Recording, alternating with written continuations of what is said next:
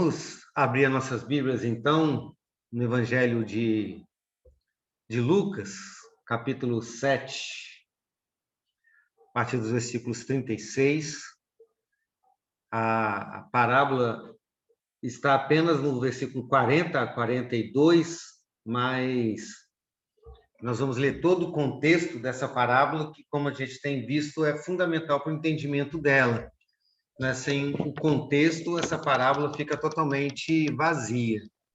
Né? Então, Lucas, capítulo 7, versículo 36 até o versículo 50, diz assim a palavra do Senhor. Um dos fariseus convidou Jesus para que fosse jantar com ele. Jesus, entrando na casa do fariseu, tomou lugar à mesa.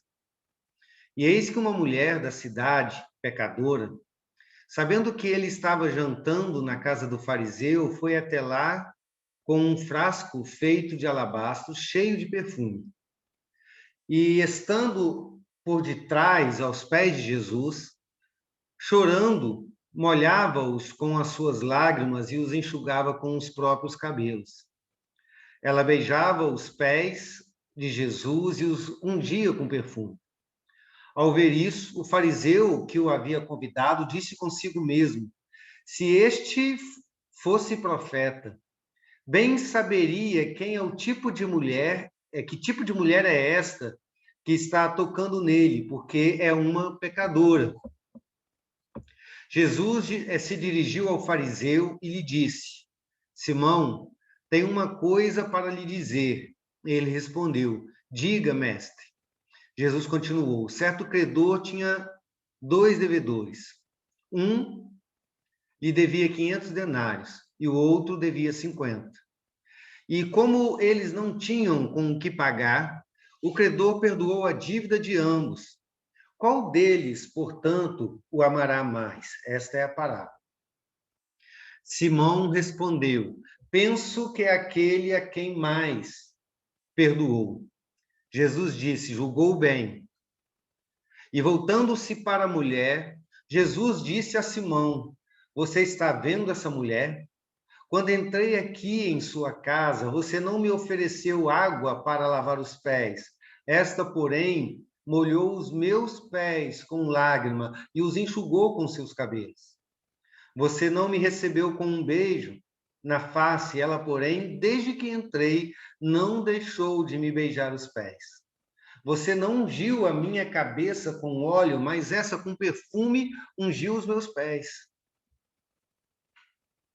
Por isso, afirmo a você que os muitos pecados dela foram perdoados, porque ela muito amou. Mas aquele a quem pouco se perdoa, pouco ama. Então Jesus disse à mulher: os seus pecados estão perdoados. Os que estavam com ele à mesa começaram a dizer entre si: quem é este que até perdoa pecados? Mas Jesus disse à mulher: vai, a tua fé te salvou, vai-te em paz. Vamos orar mais uma vez? Feche seus olhos e peça que o Senhor te fale. Né? Que Deus faça com que essa palavra seja viva para você. Nós somos tão pequenos para uma coisa tão grande, tão poderosa. E como é possível a gente passar pelos textos bíblicos sem compreender a verdade desse texto, sem que isso cause impacto em nós e sem que isso transforme a nossa vida. Então, é muito importante que a gente peça que o Espírito Santo fale conosco, né? Que ele nos mantenha cativo, principalmente numa reunião online. Né? Você está estudando dentro da sua casa, fica mais complicado assim.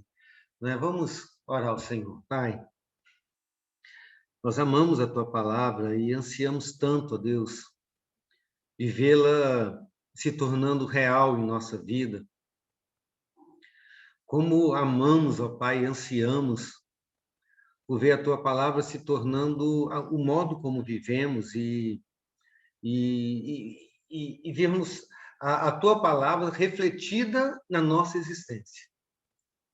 como ansiamos, ó Pai, tê-la transformando a nossa mente, pensar através dela, olhar o mundo através dela, agir e reagir conforme a tua vontade.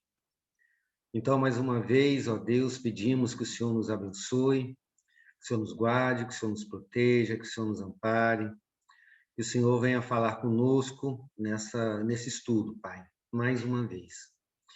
E, de novo, pedimos, ó Pai, que o Senhor abençoe a Kalila. Ó Deus, toma a vida dela em tuas mãos, cuide dela, tome, ó Deus, sua mente, coração, que o Senhor possa resplandecer, ó Pai, os teus olhos sobre ela e derramar a sua graça, o teu poder sobre a sua vida. Pedimos pelo teu servo Daniel, Pai.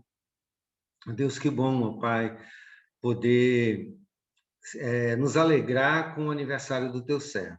Sustenta a vida dele também, a sua esposa, a sua filha, a casa do teu servo seja ricamente abençoada.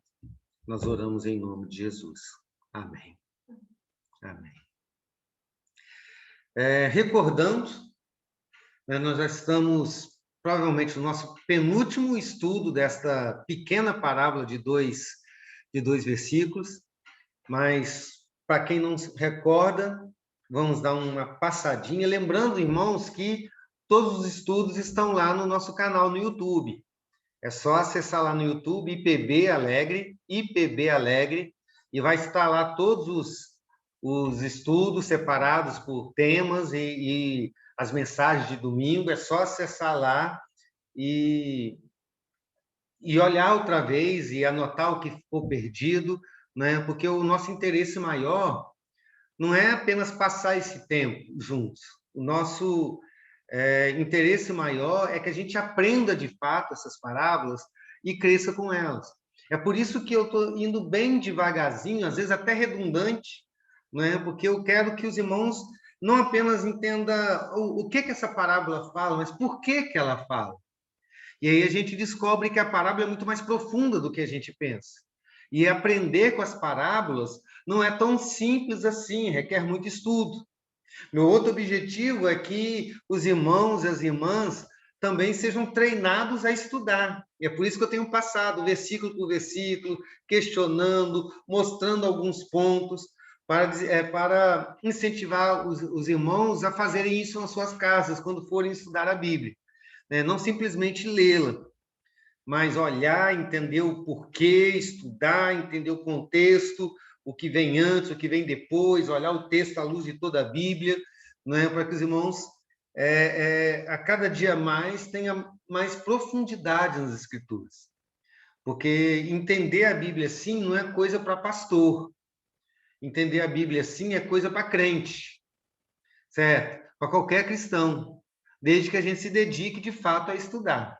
O pastor tem essa maior facilidade porque tem mais tempo para se dedicar a isso, né? Mas todo cristão tem a obrigação de estudar a Bíblia profundamente. Então, esse é o nosso objetivo, de ir devagarzinho na parábola, chegando às vezes numa conclusão que já era óbvia, todo mundo sabia que era aquilo. Mas o interessante é mostrar por que é aquilo. Né, para que os irmãos possam pensar por si mesmos e descobrir por si mesmos a verdade das Escrituras. Então, começando desde o início, não a partir da parábola, mas a partir do pano de fundo da parábola, o texto começa com Jesus sendo convidado para um jantar na casa de um fariseu. E nós vimos que era um evento formal, cheio de ritos, cheio de significados religiosos. Jesus é chamado como mestre e é um jantar público, então estava Jesus, os fariseus, vários mestres da lei ali, e a população em volta daquele banquete para ouvir o debate teológico que certamente aconteceria ali, né? Mas o fariseu que convida Jesus para esse banquete, ele está mal intencionado. O plano desse fariseu, chamado Simão, era humilhar Jesus publicamente. Na verdade, como nós já estudamos, foi uma verdadeira execração pública.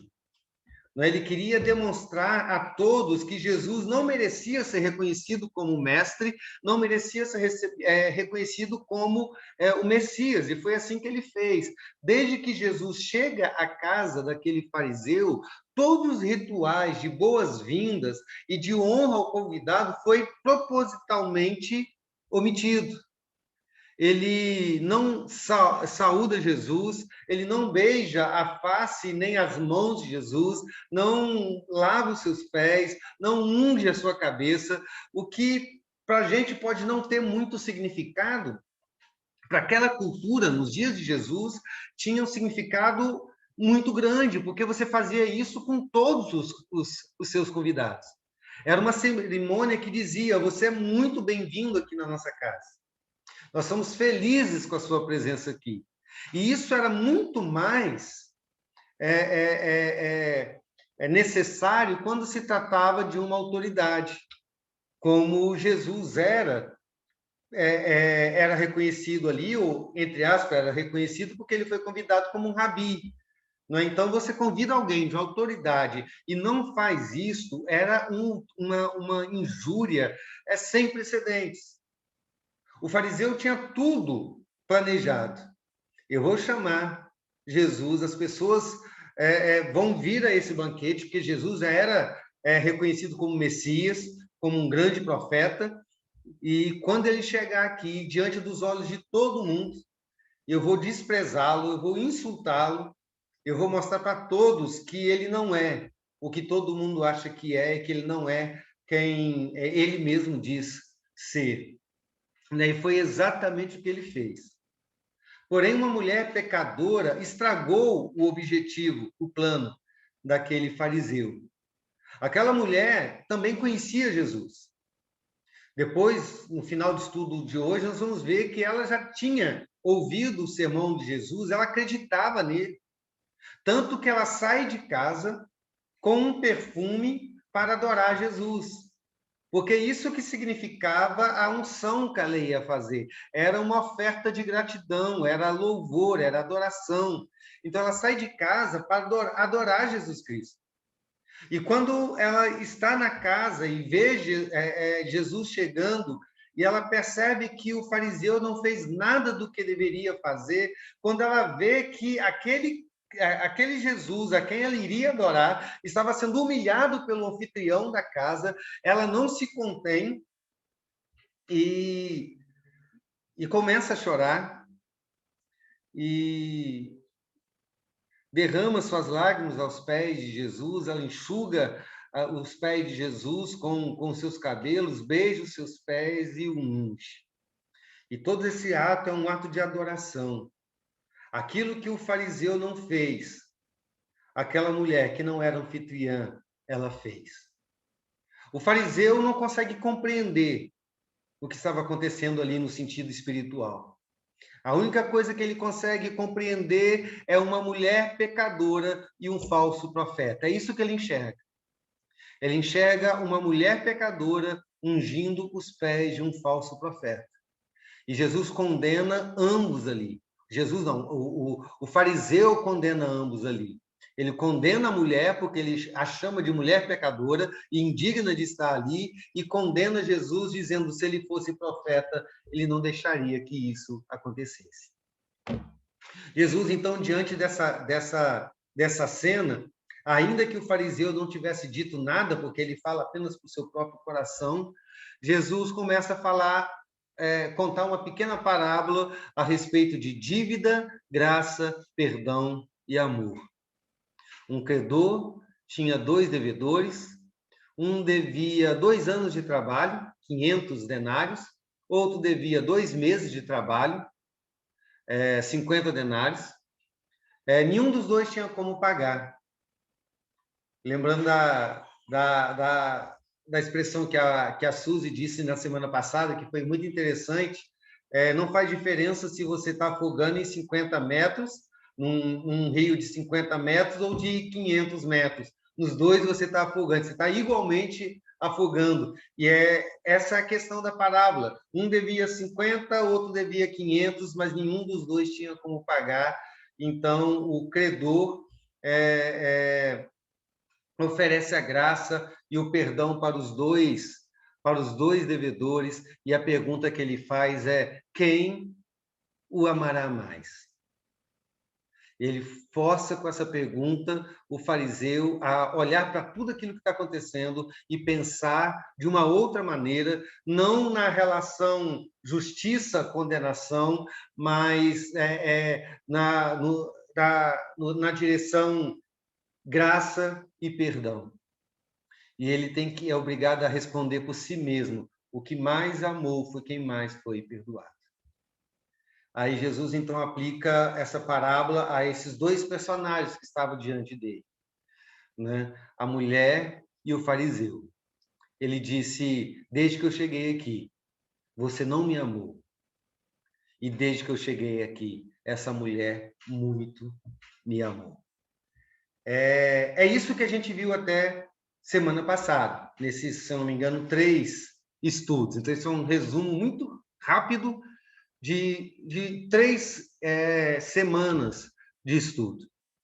E aí, antes da gente continuar, é só uma coisinha que eu gostaria que os irmãos percebessem, é que quando Jesus conta essa parábola e aplica a palavra para ele mesmo, além de falar do amor dele por aquela pecadora, Jesus está afirmando a sua autoridade como Salvador.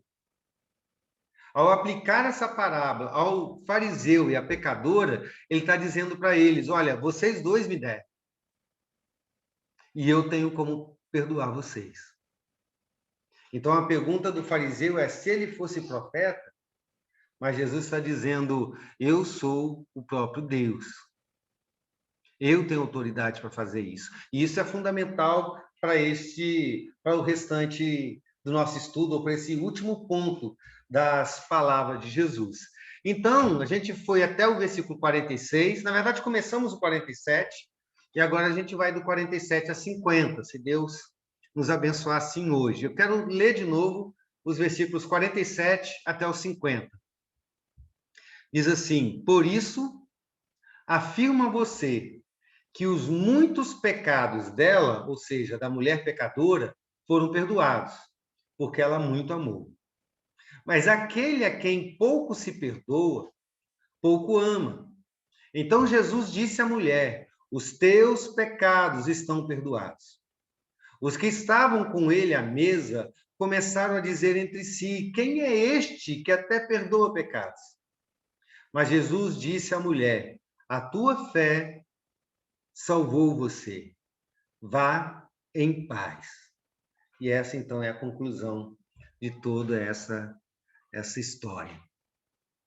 Meus irmãos, vamos começar a estudar isso de uma maneira um pouco chata, mas é importante para a gente pensar. Nós vamos começar pela teologia, para depois para a gente aplicar essa coisa toda para a nossa vida. Teologicamente, o versículo 47 traz um problema muito sério para a gente. Olha o que o texto no versículo 47, olha para a sua Bíblia, volta no versículo 47, olha o que o texto está dizendo. Os muitos pecados dela foram perdoados, porque ela muito amou. Os muitos pecados dela foram perdoados, porque ela muito amou. O que esse texto parece dizer, o que ele está dizendo de fato, e qual é o problema desse versículo? Se você olha ele simplesmente assim. Olha, e vamos pensar um pouquinho, que a gente, se você está lendo esse texto, se você chegou nesse versículo, isso tem que te colocar um ponto de interrogação. Você não pode passar por cima dele como se ele fosse um versículo fácil de entender, porque não é, né? Os muitos pecados dela foram perdoados, porque ela muito amou. O que parece que esse versículo está dizendo? Qual é o problema que a gente tem que resolver nesse versículo? Quem se arrisca? Não tenha medo de errar. Eu quero é que os irmãos pensem. Eu acho, pastor, que esse versículo, esse muito amor aí, dá a entender que é simplesmente o amor que é a base da aceitação de Jesus Cristo. O Suzy, desculpa, o som aqui para mim deu uma falhada. Aí você falou que é o amor que é? Eu acho que dá a entender que é simplesmente o amor que é o critério de aceitação. Hum, Entendeu? esse, você chegou no ponto, Suzy. Porque se você olha para esse texto, não é isso que ele está dizendo? Não parece? Os muitos pecados dela foram perdoados, porque ela muito amou. O que parece aqui é que o texto está dizendo que por causa da demonstração de amor dela, aquela mulher foi perdoada. Não parece? Alguém quer falar sobre isso? Mais? E qual é o problema disso? Acho que o problema disso é que nos leva a uma concepção errada, né? Porque a aceitação, ela, o perdão, a justificação, tudo é baseado na obra consumada, plena e completa de Jesus Cristo.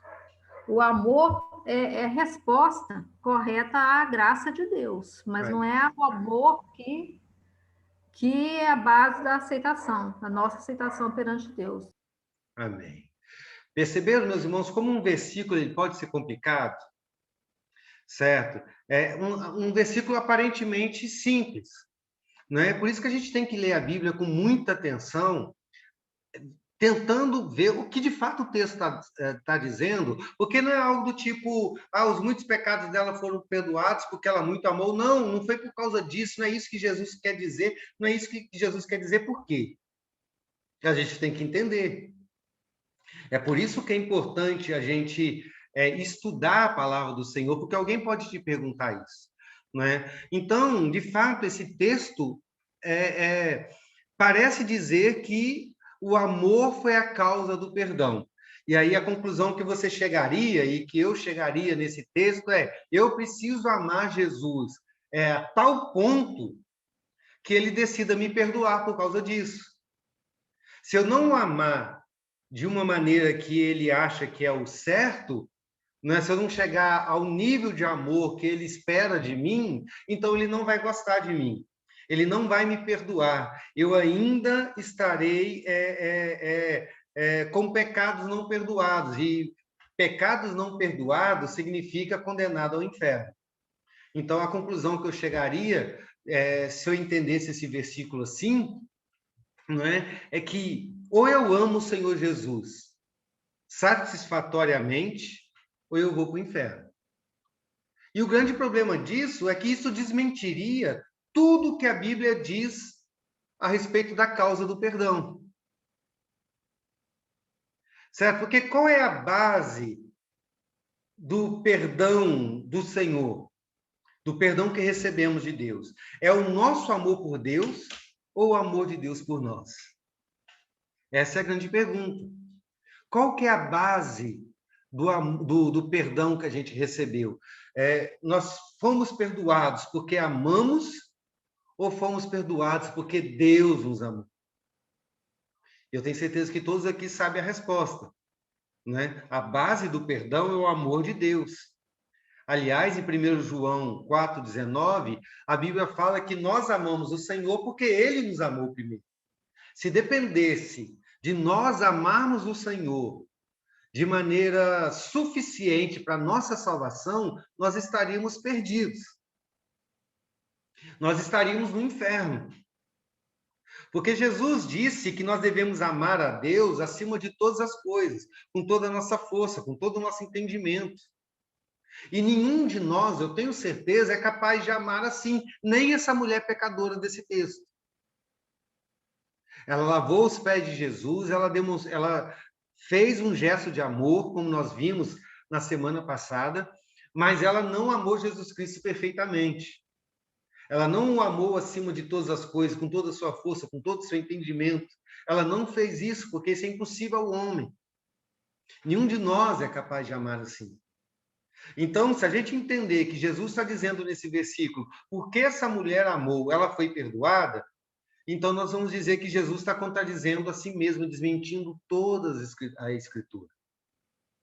Por isso é importante, sempre que vamos estudar um texto, olhar de fato o que o versículo está dizendo, analisar o contexto histórico e o contexto textual e o contexto de toda a Bíblia. O que toda a Bíblia fala a respeito de perdão?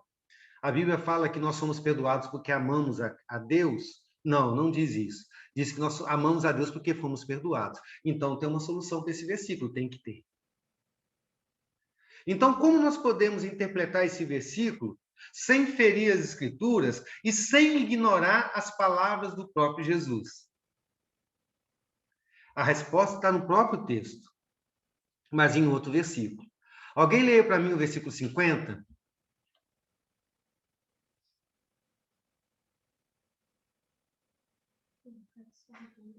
Mas Jesus disse à mulher: tua fé te salvou, vai-te em paz. Vai em paz, a tua fé te salvou. O que esse versículo indica? Claudinho, o que esse versículo indica para a gente? Que o perdão que ela recebeu de Cristo foi porque ela creu que Jesus de fato era o Filho de Deus. Então, quando ela creu que Jesus era o Filho de Deus e que o perdão que ele pregava, ela poderia obter dele, aí ela realmente muito o amou. Então, o complemento do versículo anterior, né? Porque ela percebeu e entendeu esse amor de Jesus, então ela conseguiu, ela foi capaz, pela fé, amar também a Jesus. Perfeito, Claudio. Esse povo da igreja é muito bom. É justamente isso, né? Aí a gente vê que os dois textos se complementam. Você não pode ler um sem o outro, aí você vai tirar um texto da Escritura e criar uma heresia, né? Então, é esse versículo 50 que dá sentido para toda a história. Você vê que toda a história termina com isso. Então, essa é a base, esse é o fundamento. Tudo começa com a fé. O que esse texto nos leva a entender é que aquela mulher amou Jesus porque primeiro creu nele, certo? Ela creu na mensagem que ela havia ouvido de Jesus. Sabe, ela tinha ouvido ou da própria boca de Jesus, ou alguém disse a respeito de Jesus para ela. Alguma coisa aconteceu, mas ela teve contato com a mensagem de Jesus, com a mensagem sobre o amor, sobre o Messias encarnado, sobre o reino de Deus que estava sendo estabelecido. Ela ouviu as mensagens, ela viu o amor do Senhor Jesus, ela acreditou que Jesus era o Messias. Ela creu que Jesus amava e perdoava pecadores como ela. E por essa fé, ela foi salva. Porque lá em Efésios, capítulo 2, versículo 8, diz assim: pela graça vocês são salvos, mediante a fé. E isso não vem de vós, é dom de Deus. Agora sim, esse versículo vai harmonizar com todas as escrituras. Porque é isso que a Bíblia fala, nós somos salvos pela fé na obra de Jesus Cristo. Então, essa mulher creu na obra de Jesus Cristo. E por que creu?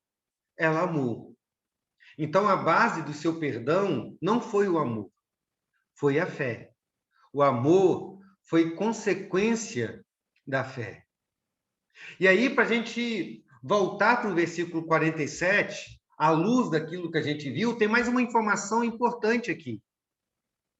É que essa outra informação você só consegue enxergar quando você vai no original, né? A primeira já dá para você entender que o texto não está falando que o amor é a base, a fé é a base, o amor foi a consequência. Mas se a gente vai no texto original, o verbo traduzido aqui para o português como os seus pecados foram perdoados, ele está no tempo perfeito no grego, que indica uma ação, uma condição presente que resulta de uma ação passada. Então, o que Jesus está dizendo é: os seus pecados foram perdoados no passado. Eles já foram perdoados, e por isso ela amou. Certo? O grande amor dela era a prova do grande amor que ela já havia recebido. É isso que o texto está dizendo. Né? Então, e isso é fundamental para a gente entender. É o que Jesus vai dizer para frente. Né? Mas antes da gente chegar lá na frente, apenas meditando um pouco nesse ponto teológico, e a gente precisa enfatizar sempre isso, que a salvação nunca é pelo mérito humano e sempre pelo mérito de Cristo.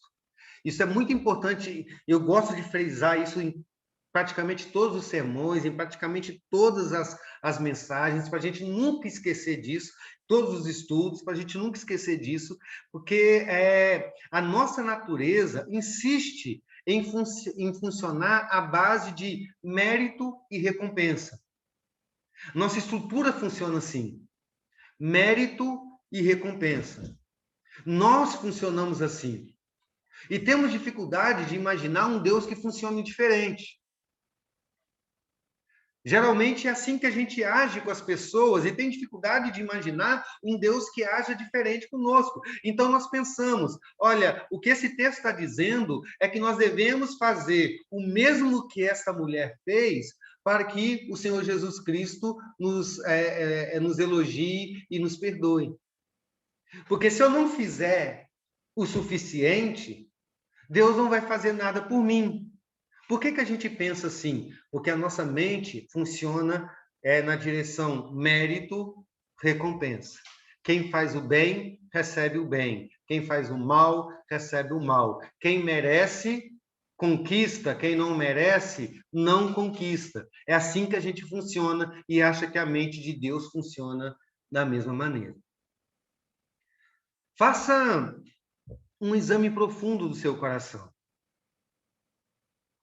Olhe para a sua prática cristã, para a sua vida cristã, para os seus anseios, para as suas preocupações espirituais.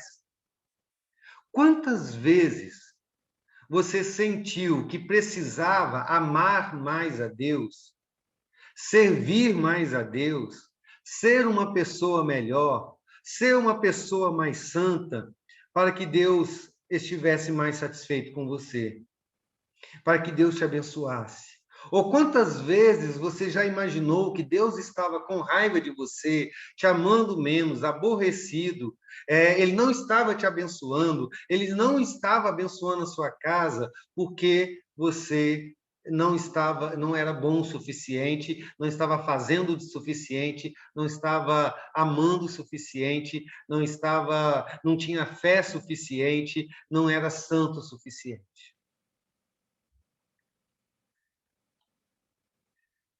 É provável que se você fizer esse exame profundo, analisar a sua alma, você vai chegar à conclusão que tantas vezes o seu coração já funcionou assim. Deus não pode estar muito bem comigo, porque eu não estou suficientemente crente ultimamente.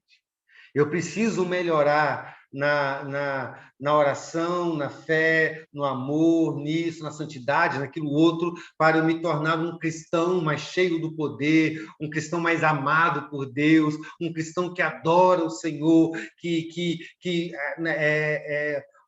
ao qual o Senhor recebe a adoração. A gente tem esse sentimento de que a gente precisa fazer para merecer. E a palavra do Senhor diz: não, Cristo já mereceu. Tudo que você tem que fazer daqui para frente é em resposta a este mérito de Cristo. Porque Ele me amou assim, então eu faço. Porque Ele me salvou, então eu faço. Porque ele me perdoou, então eu amo. Porque ele me perdoou, eu levo o meu perfume. Porque ele me perdoou, eu choro aos pés dele. Porque ele me perdoou, eu lavo os pés dele, eu enxugo com meus cabelos, eu beijo os pés dele, eu unjo os pés dele, porque ele me perdoou. Não tem mérito aqui que não o mérito de Cristo. E eu vou sempre repetir isso, para que a gente nunca esqueça. Porque é da nossa natureza. Deixa eu dizer uma coisa, eu sou pastor, estudo essa doutrina, eu creio nessa doutrina, eu vivo essa doutrina, mas muitas vezes o meu coração é levado a pensar, não pode ser. Tem aquela angústia, aquele peso na alma, dizendo, está faltando. Eu preciso de mais, porque Deus não está plenamente satisfeito comigo. Aquela sensação de que existe um amor menor da parte de Deus, porque eu sou falho com Ele, eu não estou merecendo o que Ele está fazendo por mim. Nós somos salvos pela graça. E nós vivemos como salvos pela graça. Nós nunca podemos esquecer disso. Então, queridos, o tempo todo aqui, a questão não é o que aquela mulher fez, mas sim o porquê ela fez. Ela fez porque foi perdoada. Esta é a base de todo o Evangelho. É o fundamento de toda a revelação bíblica. É aquilo que separa aquele que é salvo e aquele que não é. O amor gracioso de Deus. Tudo certo até aqui? A gente pode continuar? Então, vamos para frente.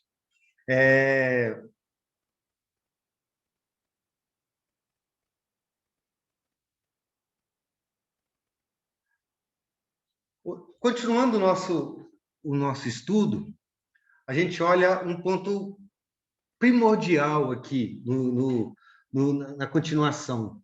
Mas por isso afirmo a vocês que os muitos pecados dela foram perdoados, porque ela muito amou. Mas aquele a quem pouco se perdoa, pouco ama. Então disse a mulher, os teus pecados estão perdoados. Vamos refazer a cena na nossa mente. Jesus chega a um banquete e o tempo todo ele é maltratado pelo anfitrião fariseu, Simão. Mas, ao mesmo tempo, o tempo todo, ele é honrado por uma mulher pecadora. Todas as pessoas que foram convidadas para a mesa, para aquele banquete, e toda a população que estava ao redor, porque era um banquete público, né, ele enxerga o que estava acontecendo. Eles estão presentes ali. E todos eles, unânimes, estão julgando tanto Jesus e aquela mulher no seu coração. Certo? Mas olha, queridos, tudo que aquelas pessoas conseguiam enxergar era o exterior. Todos aqueles que estavam no banquete assistiam apenas os eventos, ouvia apenas a conversa. Mas enquanto tudo isso acontecia, Jesus assistia o coração daqueles dois personagens, o fariseu e a mulher. E ele, então, revela, no final desse versículo, a todos aqueles ouvintes, e a nós também, o que se passava, onde os olhos humanos não são capazes de enxergar. Ele revela, no final desse versículo, a mente e o coração do fariseu e daquela mulher. A conclusão que Jesus chega aqui, o fechamento desse versículo, é algo mais ou menos assim. A mulher que todos julgavam ser uma pecadora indigna, e de fato ela era, tinha consciência dos seus muitos pecados. E também do grande amor com que ela foi amada. Por isso ela foi perdoada. Por isso ela derramou o seu coração como oferta a Jesus. Porém, só um pouquinho que eu baguncei o negócio aqui. Porém, para aí. Isso, deixa eu voltar então. A mulher que todos julgavam ser uma pecadora indigna, ela tinha consciência dos seus muitos pecados e também do grande amor com que ela foi amada. Por isso ela foi perdoada e derrama o seu coração como oferta ao Senhor Jesus. Mas o fariseu, que todos julgavam como santo, porque ele era um doutor da lei, ele era um religioso de renome, né? E que também se julgava santo, que também se julgava acima dos pecadores, como um homem que não tinha pecados, muitos pecados para serem perdoados, porque isso era típico dos fariseus, embora fosse um preconceituoso, cruel, orgulhoso, arrogante, duro de coração, hostil, um coração julgador. Então, esse fariseu que era visto por todos como santo e se achava assim, não se arrependia dos seus pecados. Ele não tinha consciência da necessidade que ele tinha da graça. Ele acreditava que bastavam os rituais da religião e ele estaria quitte com Deus. Portanto, ele não reconhecia Jesus como Salvador. Por isso, ele não foi perdoado.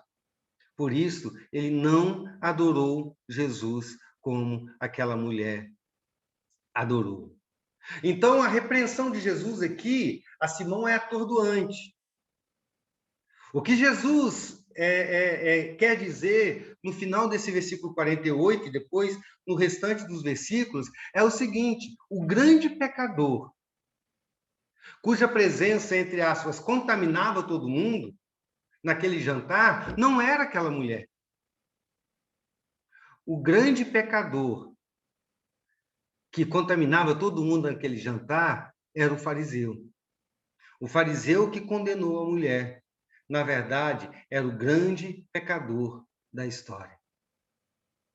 Jesus muda os fatos, muda a percepção dos fatos, porque todos enxergavam o exterior e Jesus enxerga o coração. Então, eu fico olhando para essa cena e como Jesus, com um golpe de mestre, ele muda o jogo, né? A mulher que era acusada por todos é absolvido, o fariseu que condenava a todos agora é condenado. E eu fico pensando quantas pessoas estão enganadas hoje em dia. Quantas pessoas? Quantas pessoas estão enganadas a respeito de si mesmas? Quantas pessoas se consideram salvas, se consideram santas? Pessoas cuja religião as cegou para a sua condição espiritual. Eu sempre falo muito na igreja a respeito de religiosidade, porque a religiosidade ela é um veneno. Ela é muito perigosa. Porque a religiosidade pode nos dar uma sensação de santidade, de salvação. As pessoas que nasceram em berço evangélico, como eu, podem ter a sensação de que são salvas, porque sempre foram crentes. E analisando exteriormente, muitas dessas pessoas, entre aspas, cometem muito menos pecado do que os outros. São gente que sempre esteve na igreja, que não se droga, que não prostitui, que não comete assassinatos, que não é encrenqueiro, que trata as pessoas bem, que se veste com decência, que ora ao Senhor todo dia, que lê a Bíblia todo dia. Sabe? Exatamente como o fariseu fazia. São pessoas que chega no final de semana, à noite, os jovens estão em casa, ou estão na igreja, ou estão com os amigos, não cometendo as torpezas que tantos outros cometem. Então, é fácil a gente olhar para tudo isso e pensar, olha, eu sou salvo, porque eu não sou tão ruim quanto os outros. Quantas pessoas estão enganadas? Acham que são salvas, mas, na verdade, estão condenadas. acham que são santas, mas são piores pecadores. Essa religiosidade cega nos torna insensíveis à graça. É por isso que Jesus disse, falando a respeito do juízo final, ele disse que no último dia muitos irão a ele dizendo: em teu nome eu fiz. E Jesus está dizendo isso porque essas pessoas, em nome de Jesus, fizeram. Em nome de Jesus oraram, em nome de Jesus pregaram, em nome de Jesus frequentaram a igreja, em nome de Jesus fizeram os banquetes para discutir teologia, em nome de Jesus cuidaram das regras religiosas, em nome de Jesus fizeram tudo isso, até expulsaram demônios. Mas era pura religiosidade vazia, como a do fariseu. No alto da sua religiosidade, ele olha para aquela mulher e diz: ela é pecadora, mas eu sou santo. Ele estava enganado. Jesus desmascara este homem e diz: você não reconhece o seu pecado, você se acha santo, mas você é um pecador imundo que contamina as pessoas, que julga as pessoas. Você está ultrajando o próprio Filho de Deus. Quantas vezes nós estamos enganados a respeito dos outros?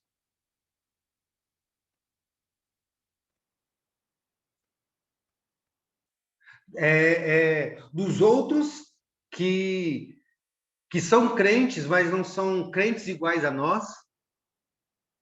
E eu não estou falando de doutrinas falsas, porque doutrinas falsas é muito sério, né? Eu estou falando de crentes que simplesmente não se comportam como a gente se comporta e não acreditam nas mesmas coisas, e a gente julga essas pessoas como menos crentes do que nós. Uma das coisas que eu nunca vou esquecer é de uma vez lá em Batiba, aconteceu um problema muito sério em Batiba, porque houve uma tragédia, uma batida policial e uma criança foi morta nessa batida. Então, houve uma revolta muito grande dos bandidos da cidade. E os bandidos desceram do morro e fecharam a cidade, incendiaram o batalhão, houve tiroteio no meio da cidade, pararam a BR-262, e um grupo de jovens cristãos lá de Americana, São Paulo, estava em Batiba, estava hospedado na minha igreja, e eles, ao verem a situação, o estado de sítio que ficou a cidade, porque veio policial, tropa de choque de Vitória, foi uma zona de guerra em Batiba. Estava todo mundo apavorado. E esses jovens, então, subiram os morros de Batiba nesses dias difíceis, falando do amor do Senhor Jesus, entregando folhetos e pregando. Enquanto a igreja, e eu vou falar da minha igreja, a Igreja Presbiteriana de Batiba, estava presa dentro de casa com medo. No domingo, esse grupo de jovens foi ministrar o louvor na escola dominical. E eles estavam de boné. E houve um grande número de pessoas da minha igreja criticando: olha só, que absurdo que eles estão fazendo. Eles estão tocando na igreja, mas estão de boné. Perceberam como é a nossa falha? Porque eles não fazem como a gente, ele é menos crente do que a gente. E as pessoas nem perceberam que, enquanto estavam em casa, com medo, eles estavam evangelizando aquela zona de guerra. Então, isso é sério. E é sério ainda mais quando a gente julga aquele que não é da igreja e que, por exemplo, visita a nossa igreja. Às vezes nós os desprezamos no coração, ou às vezes fazemos isso apenas com um olhar. Certo? Mas quantas vezes a gente já olhou para essa pessoa, para aqueles que chegam e dizendo: olha a roupa que ela está. Como que ela tem coragem de vir à igreja? Olha a vida que essa pessoa tem, o que ela está fazendo aqui dentro? Existe uma outra situação também que eu já vi muitas vezes acontecer é que pessoas lá fora, e olhando para as pessoas que estão dentro da igreja, dizendo: o que essas pessoas estão fazendo aí na sua igreja se elas são pecadoras? Você não sabe o que elas fazem aqui fora. Eu digo, elas estão aqui justamente por causa disso, porque são pecadoras. Então, queridos, quantas vezes a gente se comporta assim, como esse fariseu? Estamos enganados a respeito de nós mesmos e enganados a respeito dos outros. Condenamos os outros enquanto absolvemos a nós mesmos. E, na verdade, queridos, tanto nós quanto os outros, necessitamos igualmente da graça do Senhor. Todos temos dívidas que não somos capazes de pagar. E que, se não formos perdoados, estamos perdidos. Eu fico imaginando o quanto nós ferimos o coração de Jesus. Porque Jesus se sentiu ferido quando aquele fariseu disse: essa mulher é pecadora e ela não pode estar aqui. O fariseu, na verdade, só pensou. Isso feriu tanto o coração de Jesus que ele saiu em defesa dela. O fariseu humilhou Jesus publicamente. E humilhou aquela mulher veladamente. Jesus exaltou aquela mulher diante de todos. O coração de Jesus foi ferido. Agora, imagina como o coração de Jesus tem sido ferido quando nós olhamos para aqueles que ele chamou como salvos, aqueles a quem ele ama apaixonadamente. E nós julgamos: esse é um pecador que não merece o amor de Jesus. Nós menosprezamos essa pessoa. Então, isso é muito sério. No versículo 49, o texto diz assim: os que estavam com ele à mesa começaram a dizer entre si: quem é este que até perdoa pecados? Quem é este que até perdoa pecados? E eu te pergunto, quem é este? Este é o nosso tema do nosso último estudo semana que vem. Quem é este? Quem é Jesus? O que nós sabemos dele? E como nós reagimos àquilo que sabemos? Que Deus abençoe. Amém. Alguma pergunta, algum comentário?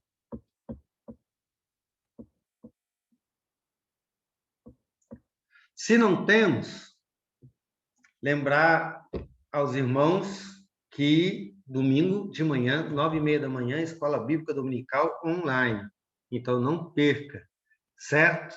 E à noite nós temos culto. Se você... o culto a gente não divulga o link antes, porque não tem como fazer o link antes. É diferente da reunião pelo Zoom, porque o culto é pelo canal no YouTube, não é? É ao vivo, lá no canal.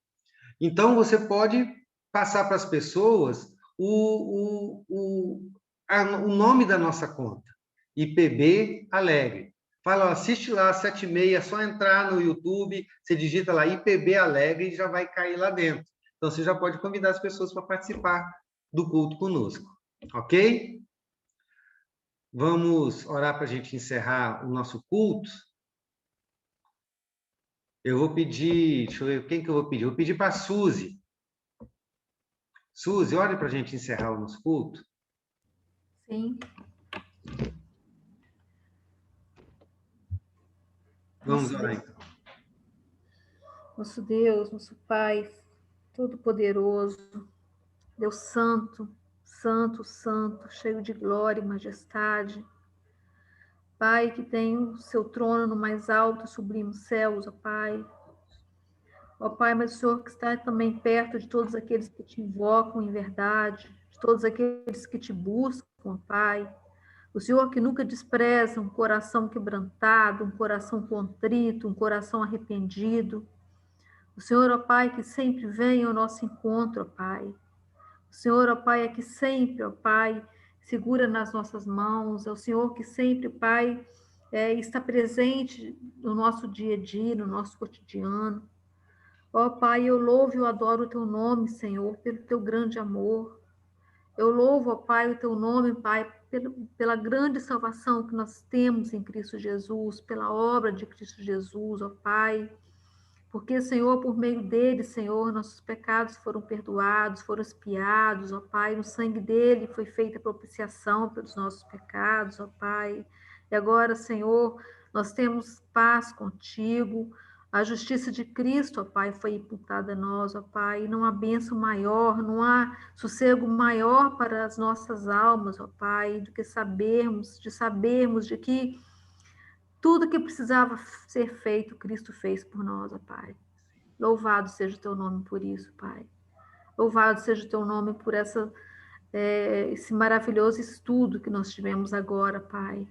Muito obrigado pela tua santa palavra, Pai, que vem aos nossos corações, que aquece os nossos corações, ó Pai, que nos faz aprender mais de ti, que nos faz conhecer mais o teu santo caráter, Pai. Louvado seja o teu nome, porque através da tua palavra o Senhor se revela a nós, ó Pai, quem tu és, o teu grande amor, o teu grande perdão. Ó Pai, obrigado, Senhor, porque até mesmo a fé que nós temos, ó Pai, é o Senhor que nos dá, é o Senhor que nos concede. Obrigado, Pai, pela vida do pastor. Que o Senhor esteja sempre o abençoando, Pai, concedendo a ele o teu ensino, ó Pai, sabedoria, direção do teu Santo Espírito, para que ele sempre, ó Pai, possa ter essa palavra que venha aos nossos corações, ó Pai, e que tem poder para transformar-nos, ó Pai, para que possamos viver em novidade de vida dioturnamente, Senhor. Para que no nosso dia a dia, Pai, nós possamos estar prestando a Ti um culto, ó Pai, o nosso viver, desde, Senhor, ao abrir os nossos olhos, ó Pai, até deitarmos de novo para o nosso repouso, que no nosso dia a dia possamos estar prestando um culto a Ti, Senhor, como pecadores que somos, ó Pai, mas que o Senhor se agrade do nosso viver e que o Senhor aceite a nossa vida como culto, ó Pai, a Ti. Que o Senhor nos ensine, Senhor, que o Senhor nos exorte, que o Senhor nos, através da Tua palavra, que o Senhor fale a cada dia os nossos corações, para que possamos ter, Senhor, um coração moldado pelo Senhor, para que possamos ter uma nova visão, ó Pai, de tudo que acontece, Senhor, ao nosso redor, de tudo que acontece nesse mundo, ó Pai, de acordo com a Tua santa palavra, Pai. Nos ajuda, Senhor, a viver para a honra e glória do Senhor. Nos capacita pelo poder do Teu Espírito Santo, Pai, para que possamos viver no Espírito e mortificar a nossa carne, Pai, dia após dia, que possamos estar negando a nós mesmos, pegando a cruz e Te seguindo, Pai, com todo o fervor do nosso coração. Ó, Pai, que o Senhor também possa encher os nossos corações, ó Pai, com esperança naquele dia que Jesus Cristo voltar. Ó Pai, onde os mortos ressuscitarão, e onde nós viveremos eternamente, Senhor, no novo céus, na nova terra, em plena comunhão com o Senhor, Pai, te vendo face a face, ó Pai. Que nós possamos, ó Pai, assim como Abraão viu o teu dia e se alegrou, que nós possamos também, ó Pai, com os olhos da fé, ver esse dia e nos alegrarmos, ó Pai. E buscarmos cada dia mais estar em comunhão com o Senhor, porque ó, te amando, porque o Senhor nos amou primeiro. Porque quando nós ainda éramos inimigos teus, ó Pai, o Senhor nos amou, enviando o teu Filho, ó Pai, a esse mundo, Pai. Que nós possamos ter sempre isso em mente e que jamais, Pai, que jamais possamos pensar que temos algum crédito, ó Pai, que podemos fazer alguma coisa do qual, ó Pai, nós vamos ter algum benefício do Senhor, mas que nós possamos entender que a nossa justiça não passa de trapo de imundícia e que dependemos totalmente e inteiramente do Senhor, da Tua maravilhosa graça, Pai. Dá-nos entendimento, Senhor. Nos abençoe nessa noite, abençoe a cada família que está, ó Pai, aqui nesse momento, Senhor, que ouviu esse estudo. Ó Pai, que o Teu Santo Espírito esteja trabalhando em cada coração, que o Senhor esteja abençoando cada família, e que possamos cada dia mais, ó Pai, estarmos firmes na mesma fé, no mesmo propósito, Pai, que é servir o Senhor, que é adorar o Senhor, até aquele dia que o Senhor nos chamar, Senhor, para a Tua glória. Muito obrigado, Pai. Louvado seja o Teu nome, Pai. Louvado seja o Teu nome, porque tuas misericórdias, ó Pai, se renovam nas nossas vidas a cada dia. Amém. Grande é o teu nome, Pai. Eu te louvo, eu te adoro, eu te agradeço, Senhor, e te suplico que o Senhor abençoe todos os meus irmãos na fé, Pai. Que o Senhor abençoe, Senhor, o nosso pastor, para que cada dia mais, Pai, ele seja inspirado pelo teu Santo Espírito, Pai, e traga essa palavra tão consoladora para os nossos corações e que ela nos edifique, Senhor, para que possamos crescer, sermos crentes maduros e produzirmos frutos, Pai, para o louvor da tua glória. Amém. Muito obrigado, Senhor. Perdoa os nossos pecados, dá-nos uma noite de paz na tua presença, Senhor. No nome de Jesus Cristo, nosso Senhor, nosso Salvador, nosso Redentor, é que eu oro. Amém, Senhor. Amém. Boa noite, povo de Deus. Estamos encerrados. Boa noite. Boa noite, pastor. Muito obrigada. Deus abençoe. Amém. Boa noite. Boa noite. Boa noite. Boa noite, pastor. Marlene. Obrigada. Amém. Boa noite, dona Neuza. Helena, boa noite. Dona Marlene. Boa noite, pastor. Boa noite. Boa noite, Suzy. Boa noite, Sueli. Boa noite, pastor. Boa noite a todos. Boa noite. Valnei, já falei com você, cara feio? Boa noite, Valnei. Boa noite, Vânia. Boa noite, boa noite. Boa noite. Dona Essi, boa noite. Boa noite, pastor. Boa noite. Você acabou com a tinta na caneta. Oi? Você acabou com a tinta na caneta, hein? Tá escrevendo tanto. Escrevi.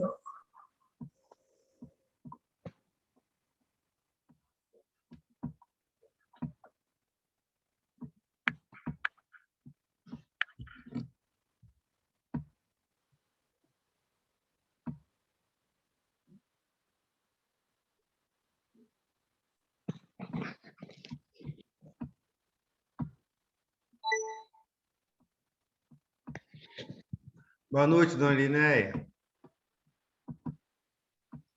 Boa noite, filho.